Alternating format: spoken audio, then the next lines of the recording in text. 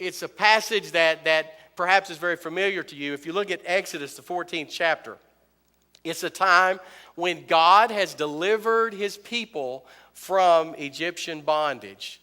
And they're traveling as they leave the bondage of Egypt and they travel, they encamp in front of the sea.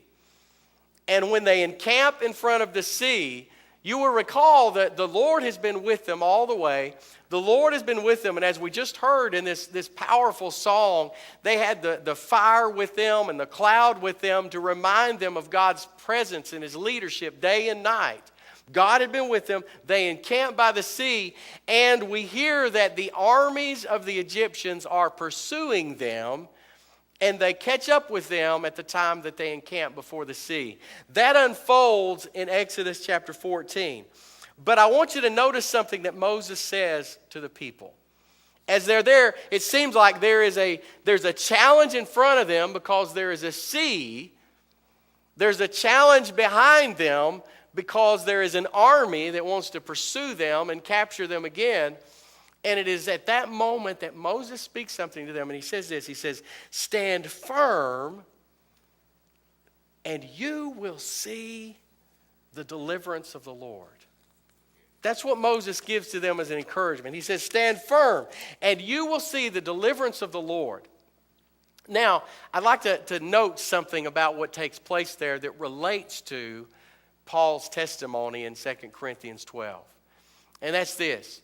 What happens next is this. As God does reveal himself to his people encamped at the sea, I want you to notice something. God did not remove the sea. God could do that. God can do anything. But I'd like to point out, before I point out what he did, let me point out what he didn't do.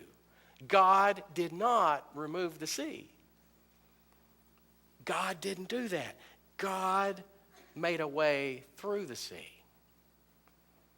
That's a powerful illustration for me as I try to understand what was taking place in 2 Corinthians 12. I want you to notice something. Paul said, "There was given to me a thorn in my flesh, and 3 times I asked God to take it away."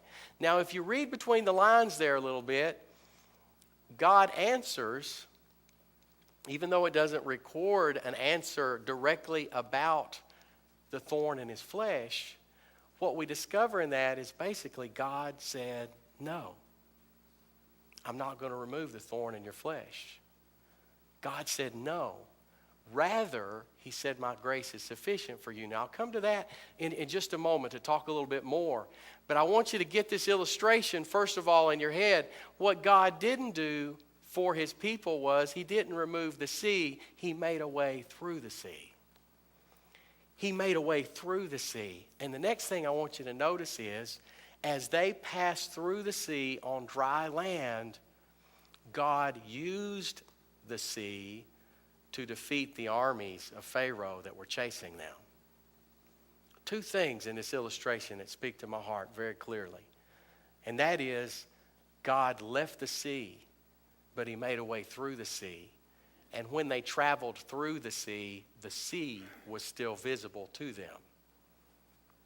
There was a visible reminder of that great challenge as God provided deliverance. And they walked through the sea on dry land. And then what happened after his people passed through the sea on dry land? God miraculously rolled the waters back. God miraculously made a way in the midst of that challenge. God miraculously gave them dry land instead of a sea. And as they walked through, the sea remained visible to them. Their challenge remained visible to them. That obstacle remained visible to them. And so that God's way was more apparent to them in the presence of that challenge. And not only that, but when they passed through, the armies of Pharaoh continued to pursue them, and God used the sea to conquer their enemies. God used the sea to overcome the armies of Pharaoh when they passed through.